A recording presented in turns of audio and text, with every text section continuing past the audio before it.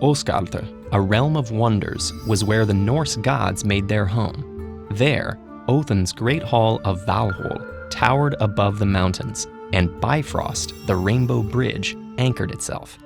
But though their domain was magnificent, it stood undefended from the giants and trolls of Jotunheimr, who despised the gods and sought to destroy them. One day, when Thor, strongest of the gods, was off fighting these foes, a stranger appeared, riding a powerful gray horse. The visitor made the gods an astonishing offer. He would build them the greatest wall they'd ever seen, higher than any giant could climb, and stronger than any troll could break. All he asked in return was the beautiful goddess Freyja's hand in marriage, along with the sun and moon from the sky. The gods balked at this request and were ready to send him away, but the trickster Loki concocted a devious plan. He told the gods they should accept the stranger's offer, but set such strict conditions that he would fail to complete the wall in time. That way, they would lose nothing, while getting most of the wall built for free. Freyja didn't like this idea at all, but Othin and the other gods were convinced and came to an agreement with the builder. He would only have 1 winter to complete the wall. If any part was unfinished by the first day of summer, he would receive no payment, and he could have no help from any other people. The gods sealed the deal with solemn oaths and swore the mason would come to no harm in Osgaldr.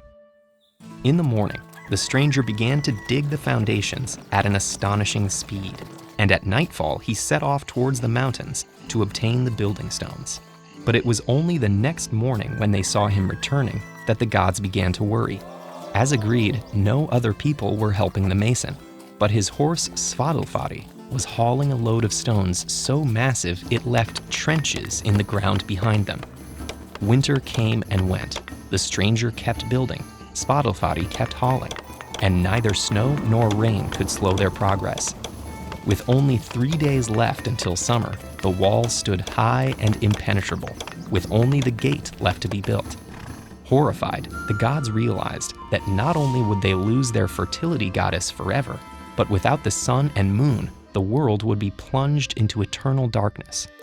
They wondered why they'd made such a foolish wager, and then remembered Loki and his terrible advice.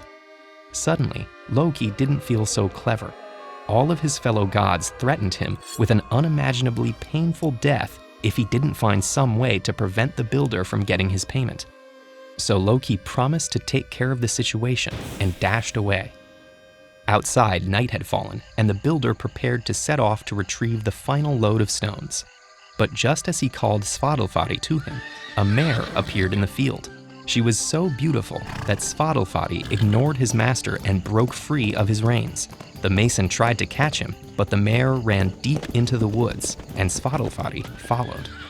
The stranger was furious. He knew that the gods were behind this and confronted them, no longer as a mild-mannered mason, but in his true form, as a terrifying mountain giant. This was a big mistake. Thor had just returned to Osgaldr, and now that the gods knew a giant was in their midst, they disregarded their oaths.